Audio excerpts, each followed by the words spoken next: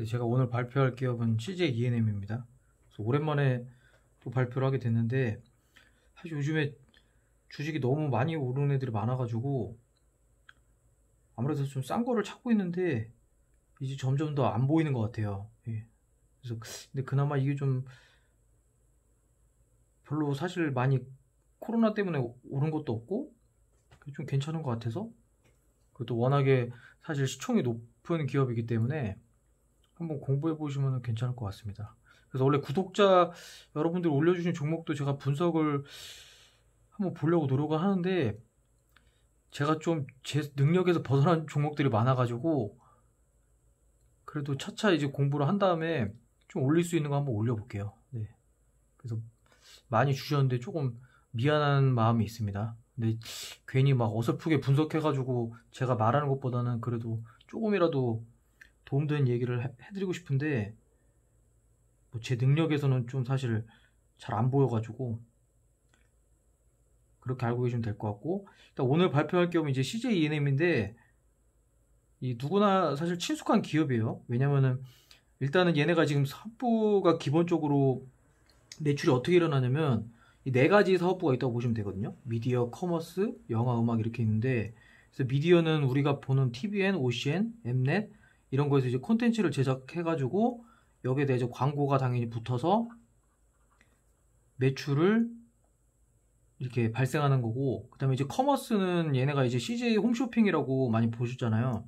근데 아무래도 홈쇼핑은 이제 성장성이 좀 어느 정도 둔화됐기 때문에 그래도 라이브 커머스나 이런 쪽으로 이제 회사가 나간다고 하고, CJ 온스타일로 이제 다 통합해서 개편한다고 하거든요. 그래서 이거는 기본적으로는 어느 정도 실적을 좀 그냥 소소하게 유지하는 거고, 그 다음에 이제 영화가 있고, 그래서 영화 제작, 뭐 우리가 아는 기생충 같은 것도 이제 뭐 배급하고 여러 가지 영화들을 이제 많이 제작도 하고 투자도 하고, 뮤지컬도 마찬가지고, 그리고 음악도 마찬가지거든요. 그래서 음악도 뭐 아이즈원도 하고 프로듀스 101을 CJ E&M에 하는데 약간의 문제가 생겼었지만, 근데 사실 이제 영화나 음악 매출은 또 코로나 때문에 뭐 계속 안 좋았는데 사실 이거는 이제 앞으로 좀 좋아질 것 같아요. 근데 아무래도 이제 매출 비중에서 차지하는 게 거의 뭐 한 3% 수준? 지금 둘 다? 그렇기 때문에 되게 미미하고 실질적으로는 요게 가장 중요하거든요. 그래서 요걸 요게 어떻게 잘 나갔냐. 그래서 결국에 이 회사의 본질은 제가 봤을 때는 컨텐츠 싸움인데, 어떤 좋은 컨텐츠를 이 회사가 보유해서 그거에 따른 그 IP를 가지고 계속 매출 성장을 일으키는 그런 구조라고 보시면 될 것 같고, 자회사가 이제 스튜디오 드래곤하고 또 유튜브도 있어요. 공부해 보신 분이라면 알 수 있겠지만 워낙에 대기업이라서 사실 1분기 실적이 굉장히 잘 나왔거든요. 그래서 제가 좀 주목을 관심을 가졌던 거는, 저는 이제 사실 계속 보는 컨셉이 똑같습니다. 지금 회사를 봤을 때.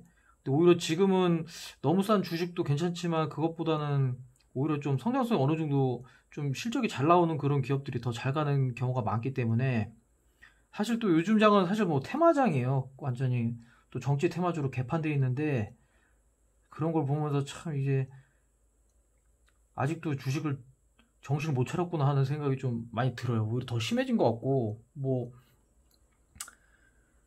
좀 안타까운데, 사실은 어쨌든 이제 제 컨셉은 그 기저효과랑 실질 효과거든요. 그래서 코로나 때문에 기저효과로 당연히 실적이 좋아지는 기업하고, 또 그거 이외에도 실질적으로 이 회사가 성장하는 거, 그래서 그 두 개가 가면은 저는 이제 주가가 더 오를 수가 있다고 저는 생각을 하는 편이고, 그래서 이제 1분기를 보면은 이 회사가 원래 500억, 600억 컨센이었고, 가이던스고도 회사가 올해 처음에 시작할 때 되게 낮게 했거든요.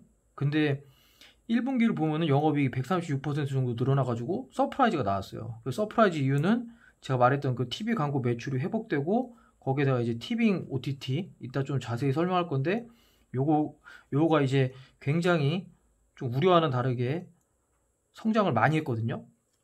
그래서 미디어 사업부가 48.7% 매출이고 41%고, 얘네는 뭐 2%, 6%인데 얘네도 지금 이제 사실 최악의 상황은 다 찍었다. 그래서 좋아질 수밖에 좀 없는 구조고, 뭐 커머스는 아까 전에 말했던 뭐 그대로 됐는데 이 미디어 쪽이 좀 굉장히 좀 늘어났다. 그래서 뭐 철인왕후도 있었고 꽤 재밌는 그런 드라마가 빈센조도 있어가지고 거기에 따라 이제 TV 광고 매출이 많이 회복이 되었다고 보시면 될 것 같고, 이건 사실 이제 SBS에서도 사례가 나왔잖아요. 그래서 SBS도 사실 광고가 엄청나게 다시 다 잘 나오기 시작해서 업사이드가 된 건데, 실제로 올라간 건데, 그런 거를 봤을 때도 유추할 수 있기 때문에 전반적으로 최악의 상을 벗어나서 잘 회복을 하고 있다. 그리고 판관비는 기본적으로 변하게 된 게 없고, 이제 판권 상각이나 그런 게 좀 좋아졌다 그래요. 사실 이제 상각 문제가 좀 중요한데 그건 이제 너무 깊숙이 들어가면 좀 어렵기 때문에 매출 원가가 좀 많이 좋아졌다고 생각하시면 될 것 같고, 그래서 첫 번째 투자 포인트는 본업이 굉장히 좀 성장을 잘하고 있다. 그 다음에 두 번째가 이제 티빙인데, 저는 사실 티빙을 저도 이제 넷플릭스도 보고 티빙도 봤는데, 아무래도 이제 저는 조금 이제 나이가 있고 그러니까 사실 여기서 또 웃긴 거는 40대 50대가 많이 늘어났다 그러더라고요. 회사에서도 20, 30대에도 늘어났지만 40대 50대가 좀 많이 늘어나고 60대도.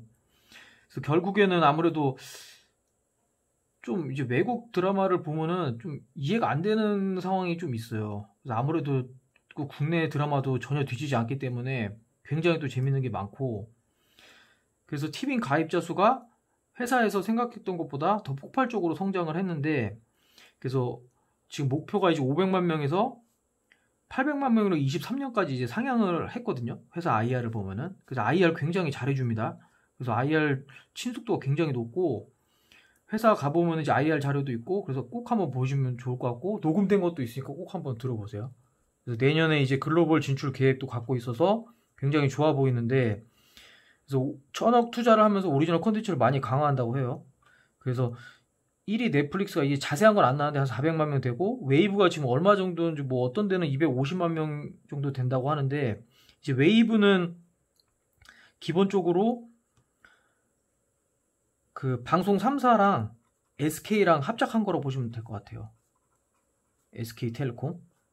넷플릭스는 넷플릭스 자체적으로 하는 거고, 이제 제가 티빙을 되게 좋게 보는 이유는 뭐 방송 3사도 당연히 잘하고 투자도 얘네도 이제 1조 원으로 사활을 걸고 아마 할 것 같은데, 근데 저는 이제 티빙을 좀 좋게 보는 거는 이제 아무래도 얘네가 자회사로 스튜디오 드래곤이 있는데, 스튜디오 드래곤 드라마가 제가 봤을 땐 진짜 압도적인 게 되게 많거든요.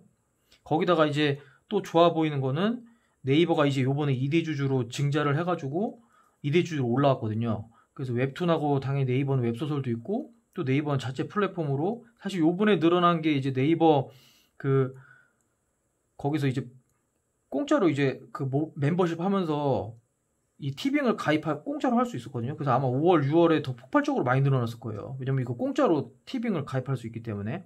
그래서 이것도 좋아 보이는데, 왜냐면 저는 결과적으로는 얘네들이 이제 컨텐츠 싸움이라고 생각하기 때문에 IP를 얼마큼 좋은 IP로 확보하느냐가 저는 향후 장기적으로는 더 좋아 보여요. 단순히 돈보다는.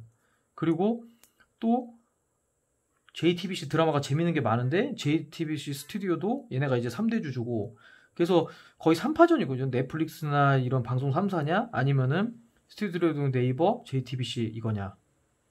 그래서 뭐 좀 더 뒤에서 자세히 설명하겠지만 그렇게 보시면 될 것 같은데, 기본적으로는 이런 구조라고 저는 생각을 하고, 그래서 이것도 뭐 저는 가입자 수가 좀 늘어날 여지가 많을 수밖에 없다라고 생각을 하고, 그 다음에 좀 이제 되게 재무적으로 안정적으로 보이는 거는 넷마블 지분 가치가 있어요. 그래서 얘네가 넷마블 지분이 21.78%인데 이거를 지금 시총으로 따졌을 때 현금으로 따지면 지금 시총으로 거의 한 3조 2조 5,900억이거든요.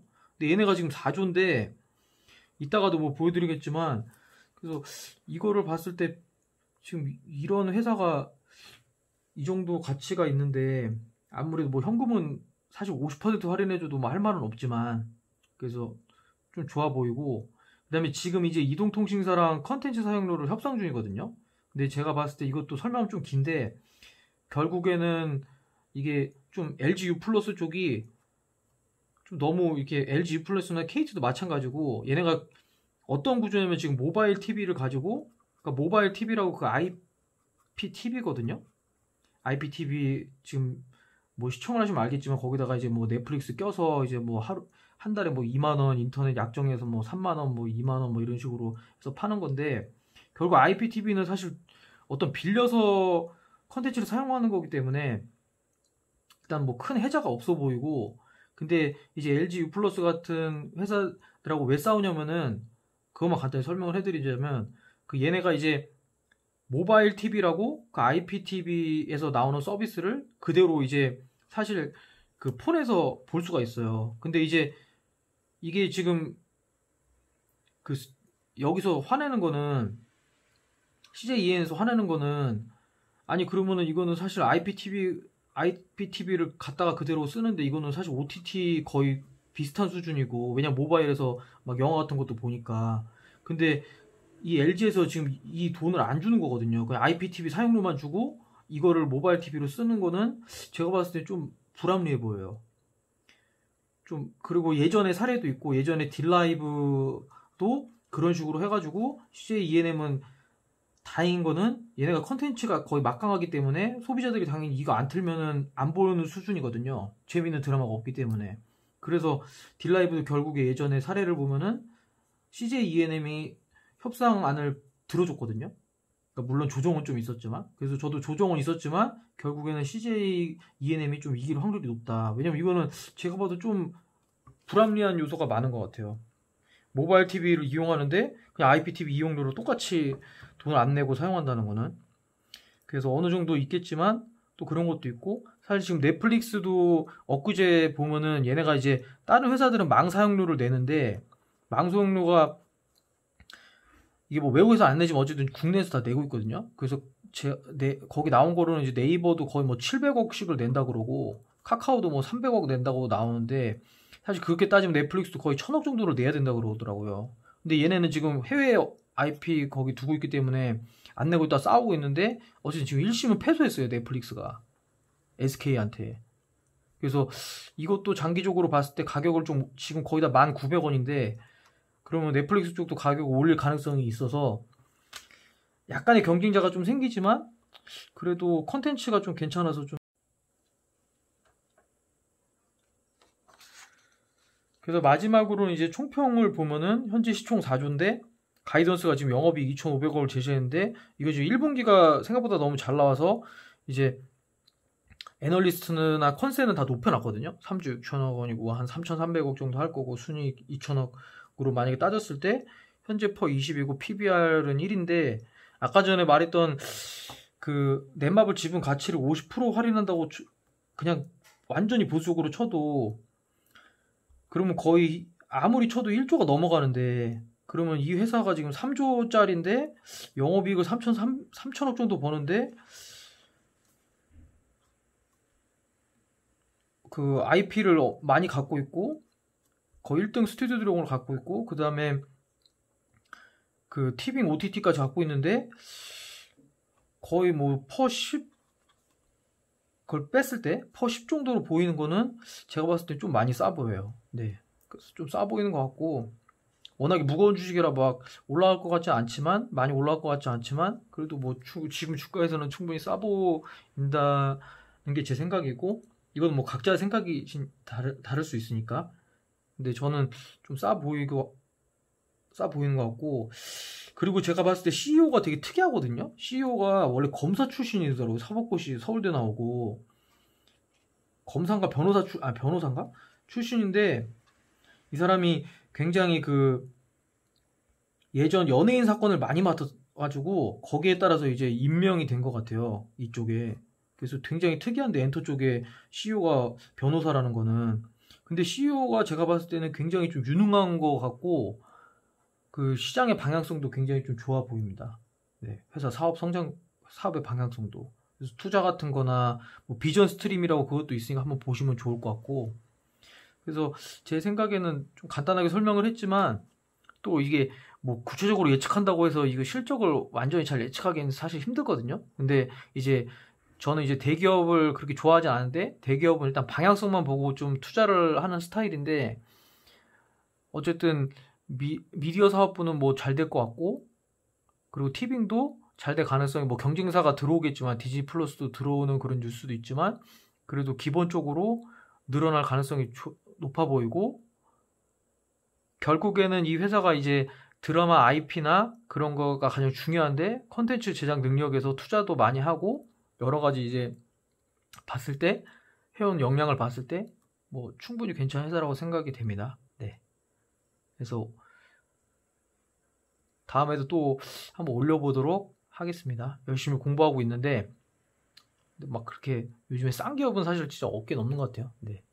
그래서 한번 보시면 좋을 것 같습니다. 네, 감사합니다.